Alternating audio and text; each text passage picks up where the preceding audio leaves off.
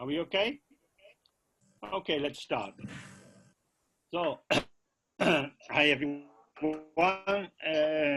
We have a bit of time again this evening to look at some questions. I'll try to go through the questions reasonably quickly because we have many, many questions, and I will arrange some future dates for question and answer in the next month and so. So there's quite a range of questions. I've simply written them down in the order that they arrive. Okay, good. Good. So the first question concerns Trekchö and Tögal. So this is not so complicated. The Trekchö is concerned with the empty nature of everything. The mind itself has no substance to it. We access everything with the mind. And all our experiences also lack any internal essence of their own. The essence of all experiences is emptiness. Emptiness here means that there is no individual separated identity. When we do the various kinds of practice, we do particularly this Guru Yoga, and we allow experiences. So the first basis of our practice is to awaken to kada, to the primordial purity of the mind. When we see that the ground is empty, everything that arises from the ground is empty. What arises is like a rainbow or a mirage. So Tögal is concerned with the arising of experience, the experience of emptiness. It's really just the fulfillment of the meaning in the Heart Sutra. The form is emptiness, but emptiness is also the form. This is non-duality. It's not that there are two separate worlds or categories, emptiness on the one side and form or appearance on the other. When we look for our mind, we can't find anything substantial. And yet the flow of experience is ceaseless. Unfortunately, due to our belief in the true existence of phenomena, it's as if we put a wedge between these two aspects, which are never really separate. And then we think about emptiness and we think about manifestation.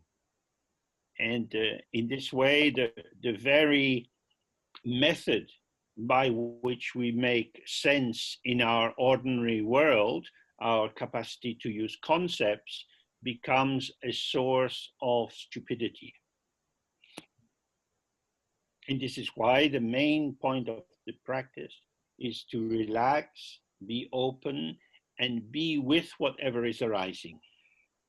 Not merging into it, not standing apart from it, but by being present with whatever is arising, we see experience and the empty mind itself are inseparable. And in that way, you see the inseparability of primordial purity and the instant presence or effortlessly arising appearance of everything. So there are many different techniques that you can learn, but the main thing is to stay present with whatever is arising. And in that way, you avoid entering the three times of past, present, and future. And then you see that these are just patterns of arising. These are aspects of the potential of your ground. So the next question is rather different. Do we have to tame our mind? And who is the tamer? So this is a question relating to the more general or Hinayana view in which we have a mind and our mind is out of control. So you are the owner of your mind. And like a parent with a very crazy child, it's a little bit embarrassing. this is your child, so you should be able to make them behave properly. But it doesn't behave properly. Nowadays, you're not allowed to beat children. So you're stuck with your crazy mind. But who are you in relation to your mind? I have thoughts I don't like. These thoughts come to me. They upset me. I don't want them. So when we think in this way, it is as if I am a stable point of observation. I am unchanging. But these persecutory thoughts and experiences, they change.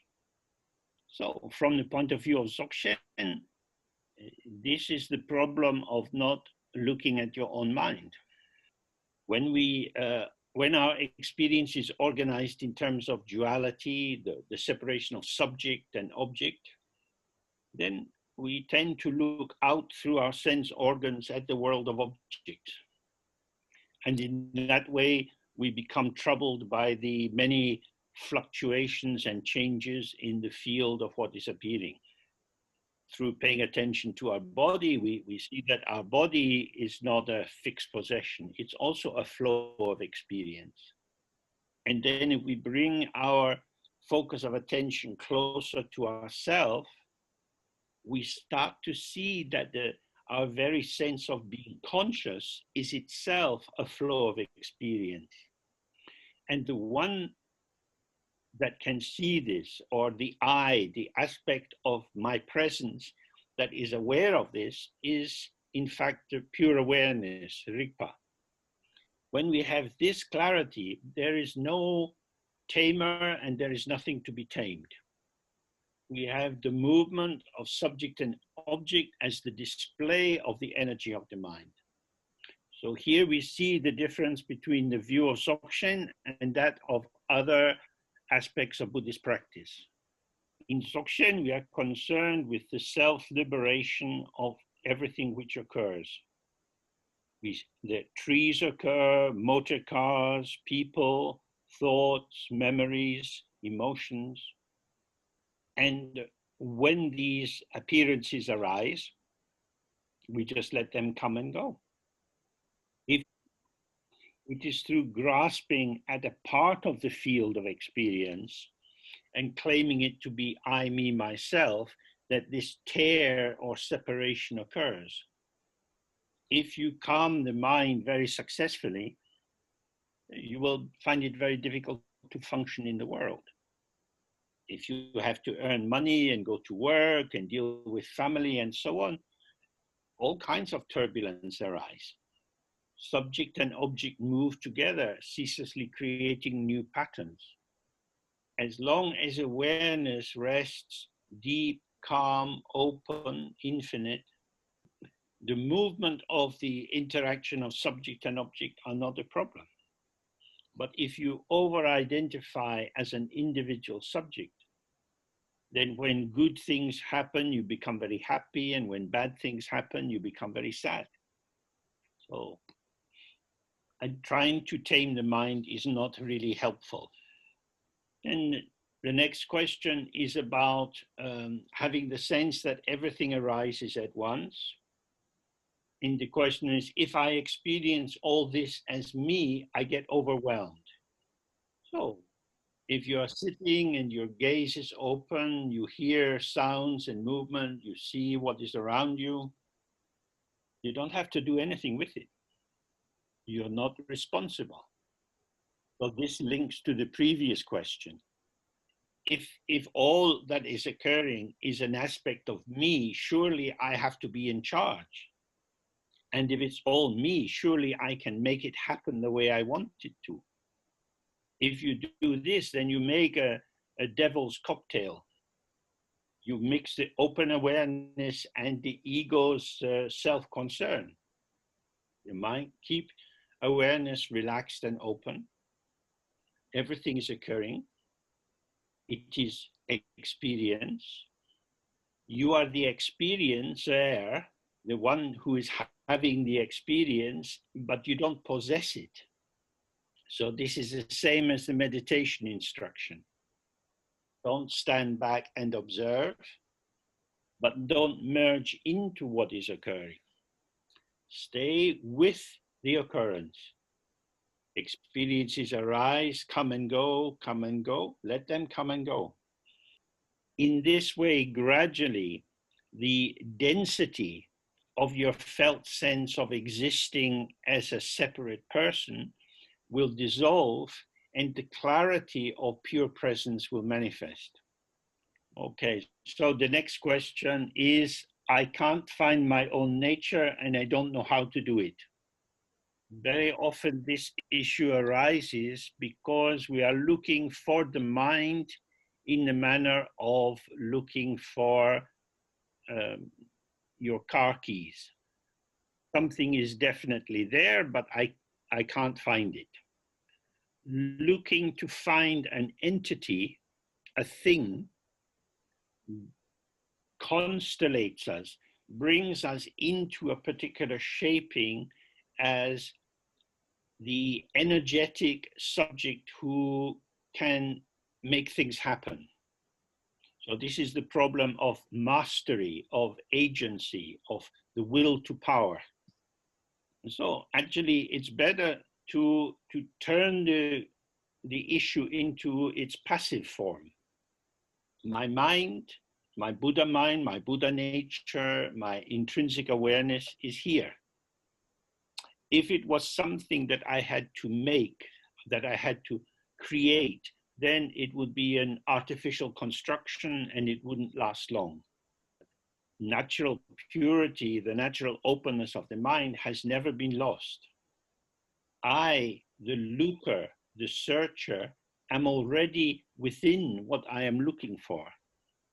So if I see this, I can stop looking. This is how it is already. When we say Dzogpa Chembo, it will mean a great completion, means it's already fully present.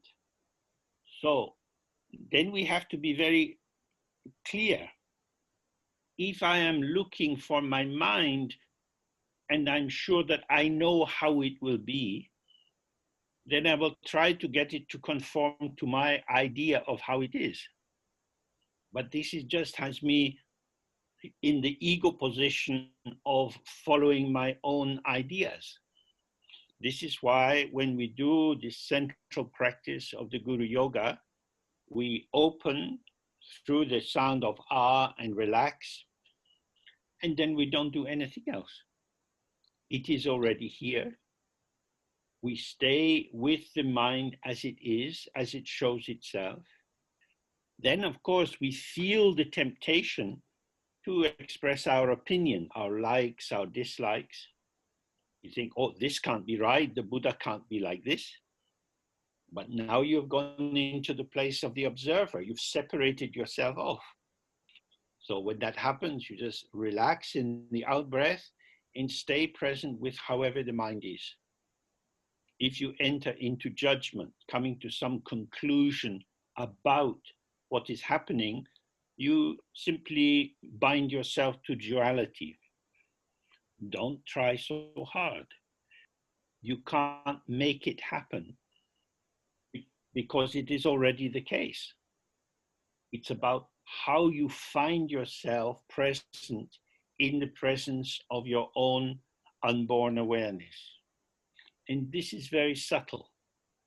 You can't do it in a crude way of pushing and striving, but it's a very gentle process of becoming closer and closer to how you actually are and how you have always been. This is why the technique is always a two-edged sword.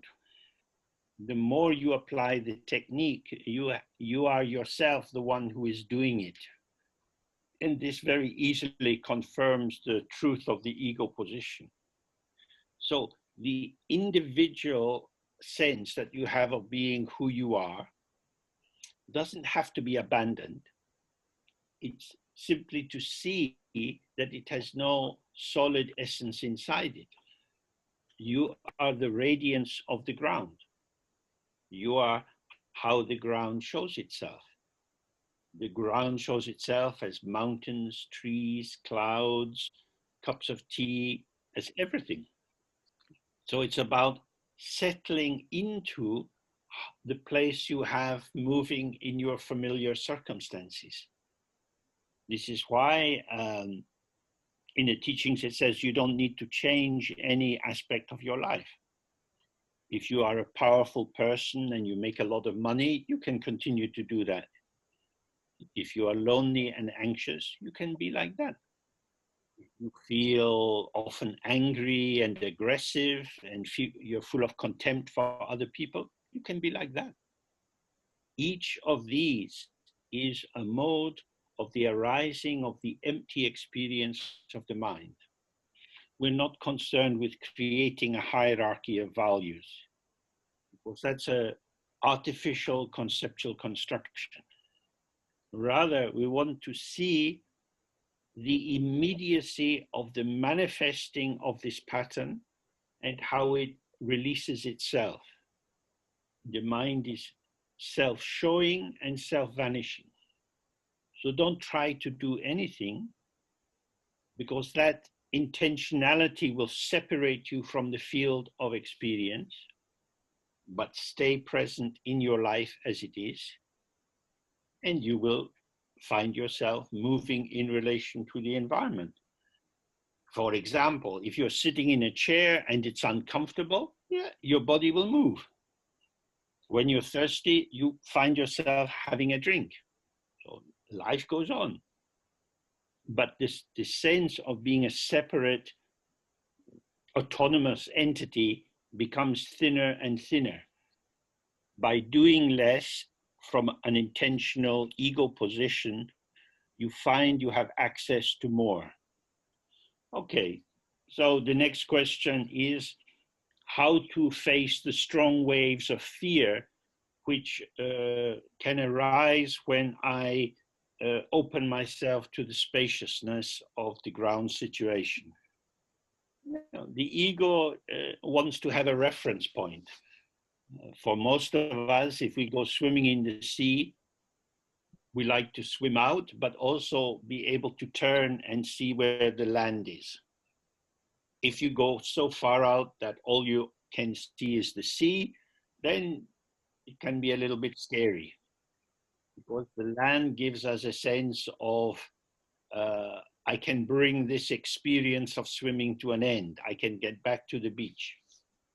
So if you enter into the practice with this kind of attitude, you will get anxiety. I need to know where I am, because that knowledge, that conceptual clarity is how I settle myself, how I reassure myself. But now I'm clinging to a set of ideas. We have to let go. Then we don't know. Knowledge is, I know this. I know something about geography, history. I can take information and create patterns. This is the movement of dualistic consciousness, what in Tibetan is called nampa shepa, knowing something. But our wish is to release ourselves and trust to open awareness. Consciousness is the function of being able to manipulate concepts to produce a dualistic clarity. But awareness is not doing that at all. Awareness is not a thing. It's not concerned with making patterns of things. It allows the arising and passing of momentary visions or appearances. So it's described as Vajra, indestructible. Consciousness is not indestructible. It's influenced by whatever it relates to. So it goes back to the previous question. If your home territory is I, me, myself, and you take this as your ongoing point of reference, then you will be relying on concepts for reassurance. So it's always seeking a fixed point of reference. But awareness has no fixed point of. That's why the practice is about relax and release. If you try to hold yourself together and do the practice, if you try to be the boss of the practice, it's not going to work. It's about letting it happen as it happens. So the traditional example for this is the mirror. The mirror is not improved by having a beautiful reflection arising in it. And it's not damaged by having an ugly reflection arising in it, because the reflection is an empty appearance, like a rainbow, a mirage, or the reflection of the full moon in a pond. It's just passing through. The ego is constructed and shaped and formed in interaction with the environment. And so, of course, it has anxiety about dissolving and being destroyed and not existing. But awareness is not like that. Awareness is very close to what is occurring, just as the reflection is very intimate with the mirror. The reflection doesn't contaminate the mirror. No experience contaminates awareness. So we need to reflect on this and observe our mind. And just this simple point will let you know whether you are situated in your ego structure or whether you've released it a little bit and have at least some flavor of awareness. So if you do this in your sitting practice, then you can take this quality into daily life, which is the next question. So if you're sick, if you're scared, if you find that you're dying or that your mind is very, very disturbed, how should you behave? This comes back always to the same point. Who is sick? I am sick. Who am I? So I cuts in two directions. One direction, it takes on the form of the ego identity. And in this position, it enters into hopes and fears. I don't want to be sick. I hope I get better soon. And I observe myself for signs of improvement or getting worse. This is the suffering of samsara. This is the duality of subject and object, in which subject is never free of the influence of changing circumstances. But when we see I am sick, who am I? And we stay with the simplicity of being present with sickness. Sickness is a pattern of experiences arising and shifting. I might become hot, weak, with stabbing pains. These are experiences. Who are they happening to? If you stay relaxed in awareness, they're not happening to anyone. That doesn't mean that they are not happening at all.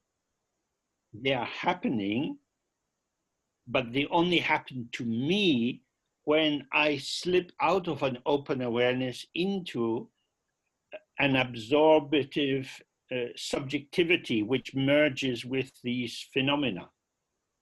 It's not about being stoical and intentionally maintaining an even attitude to everything. That would be a very artificial positioning. And you would have to keep rectifying yourself as you got pulled in different directions. So if you suddenly have a pain arising in you, you go, oh, something is happening. You're not made of wood or stone. Who has this happened to?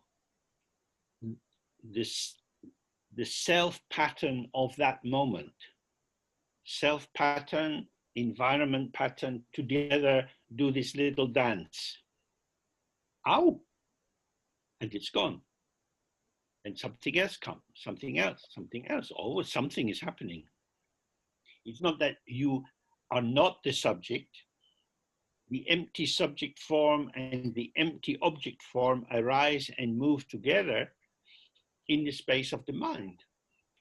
If you couldn't show this subject form, you'd never communicate with anyone. You have a body and a voice and a mind, and when you look at people and you like them, you smile. If you don't like them so much, you're a bit more scared. If you really look, you see no one is doing this.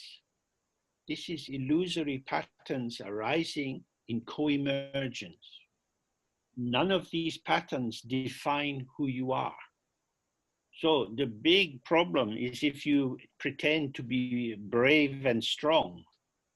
When you're sad, you can cry. When you're happy, you can laugh. That doesn't mean you're a sad person or a happy person.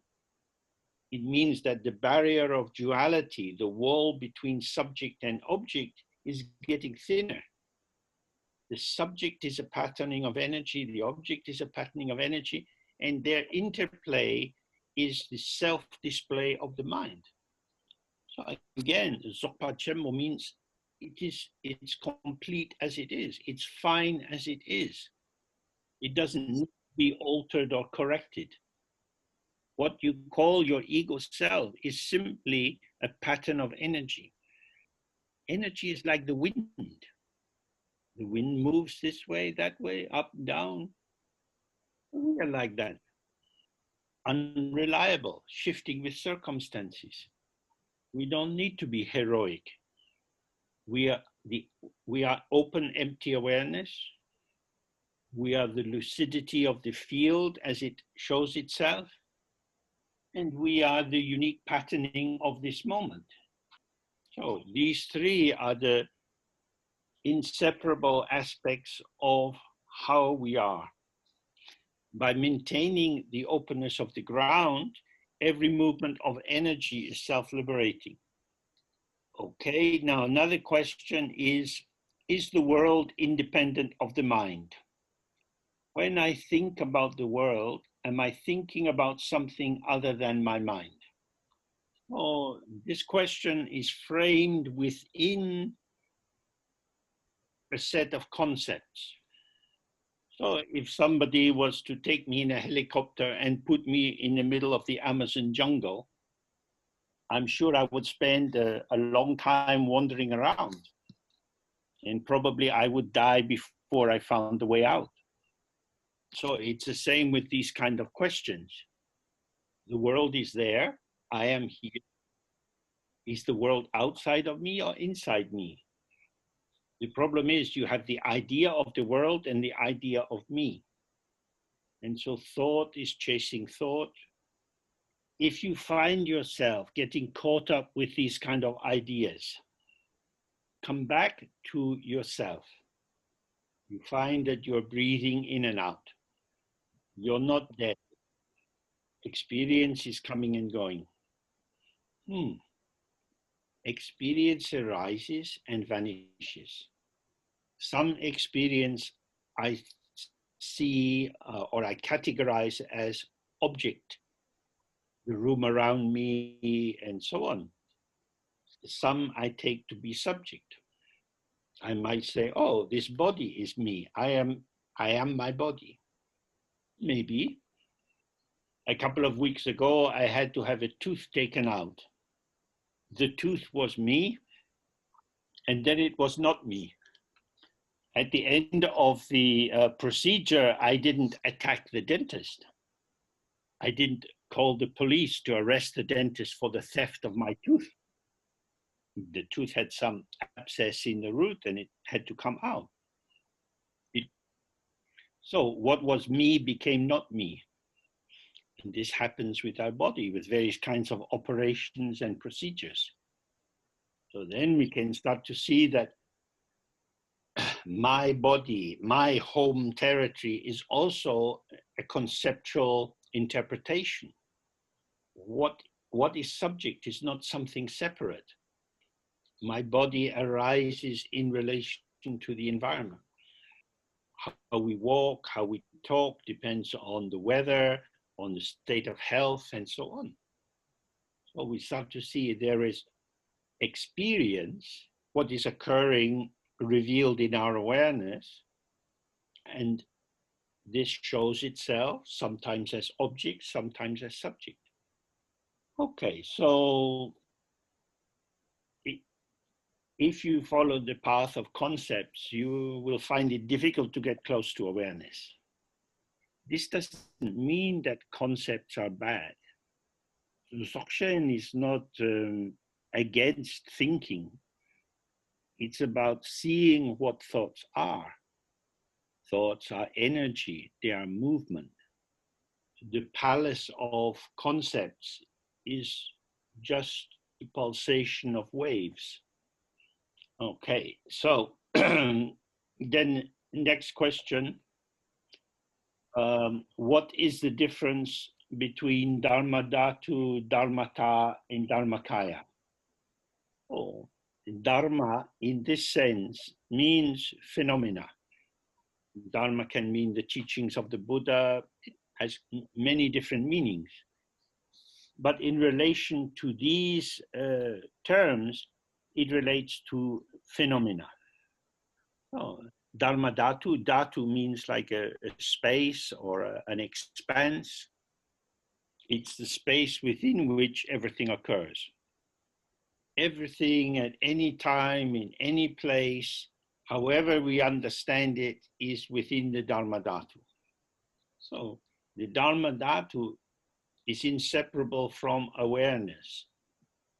Awareness reveals all the possibilities of appearance. And it is the most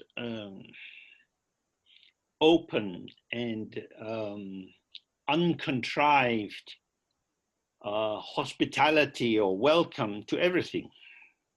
If we see that everything is in the dharmadhatu, so when you walk down the street, each house is in the dharmadhatu. Each car, each cat, everything is within this space of showing.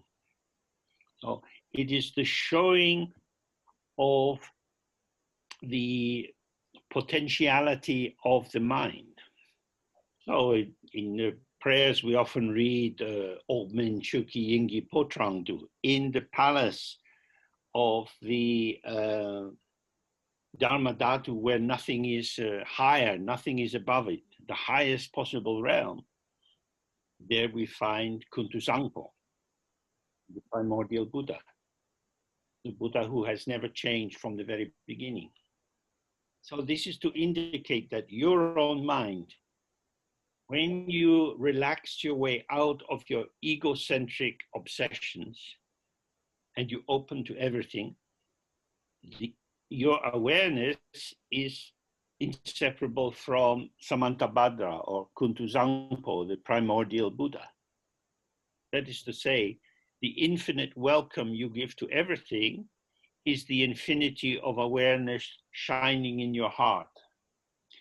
Dharmata means kind of like thingness, or ta at the end is like shunyata. It means need in Tibetan. It means the, if you like, the truth of dharmas.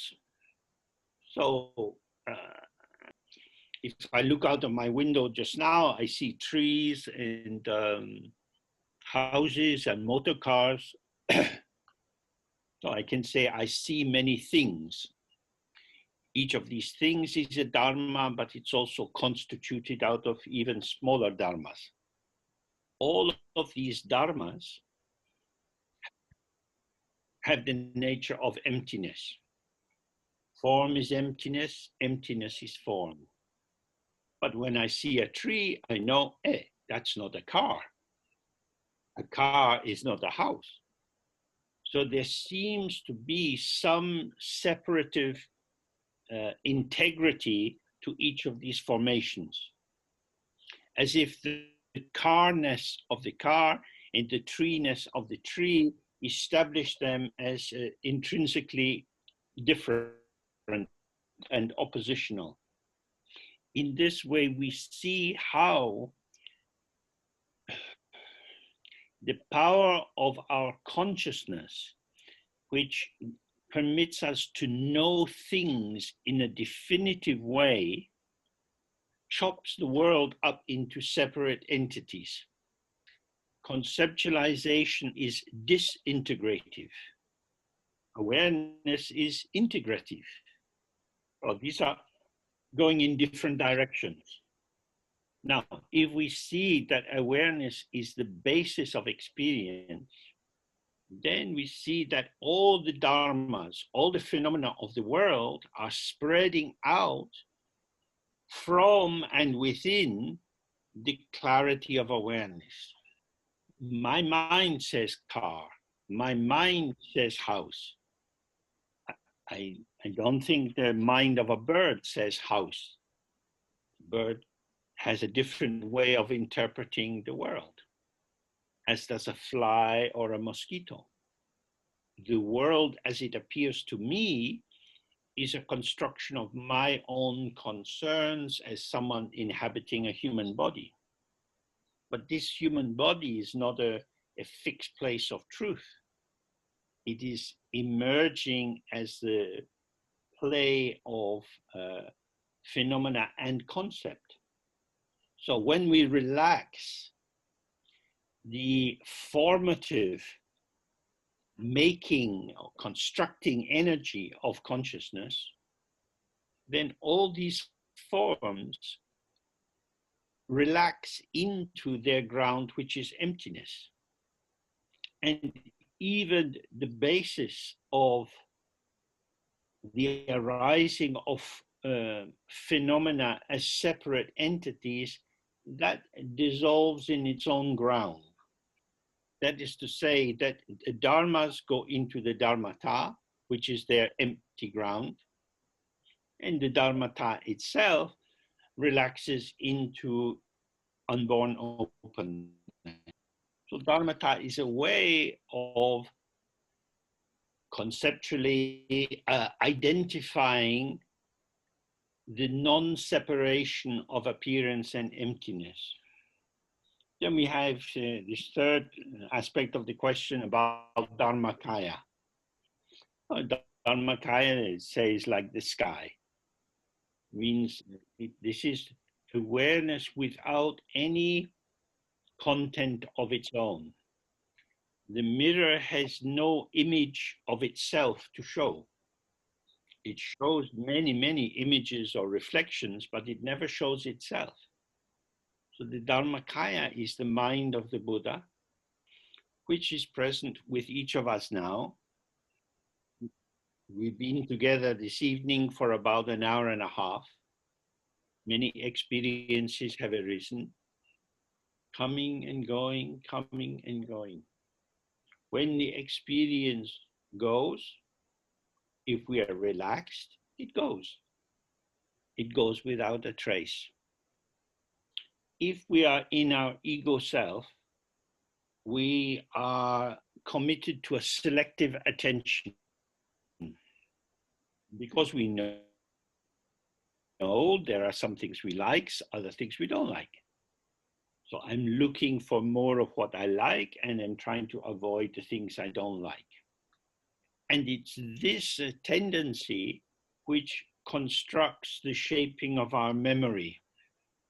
So in this hour, So in this hour and a half, we've touched on different aspects of Dharma. Some of these aspects are maybe more interesting for you, some are less interesting for you. So you probably give more of your attention and interest and value to the aspects that interest you. And so there is a kind of marking or trace of your own selectivity, which creates a tilt or an attitude of differential value to the field of experience. So we also have an awareness of everything which is occurring.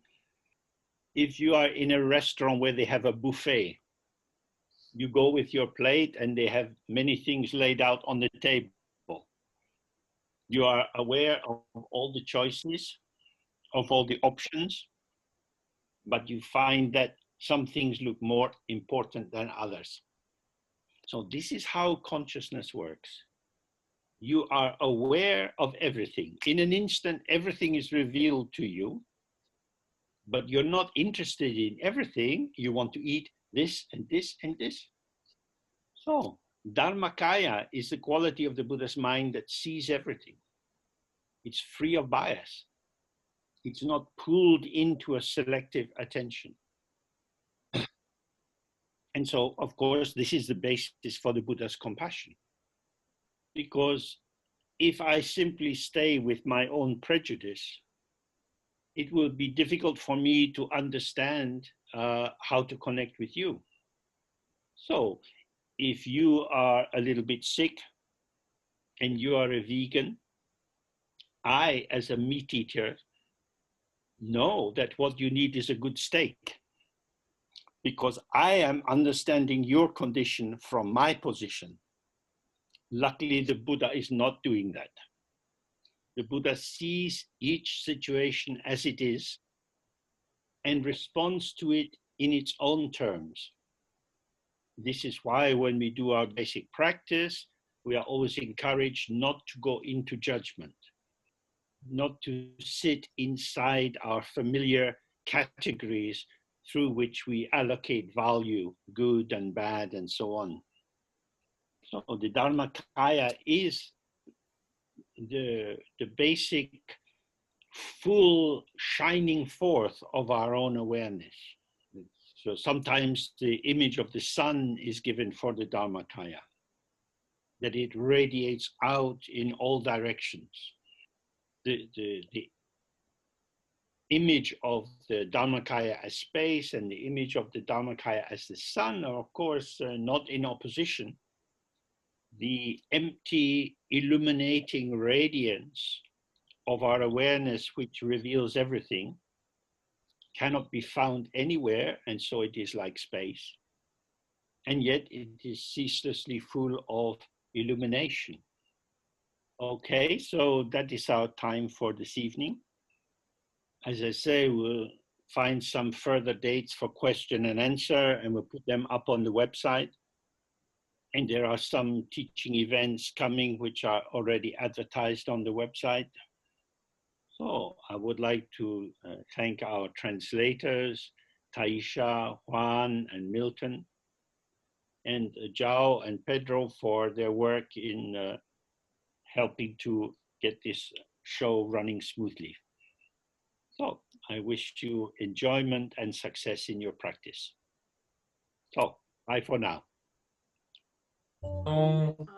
Thank you, James. Thank you so much. James. Bye. Thank you. James. Thank you, See you James. soon. Gratidão, gratidão, gratidão. Agradecemos. Gratidão, James. Thank you. Thank you very much. Gratidão, very much. Milton. Aqui do Brasil, James. do Wonderful to have Brasil. you here again. Thank you very much.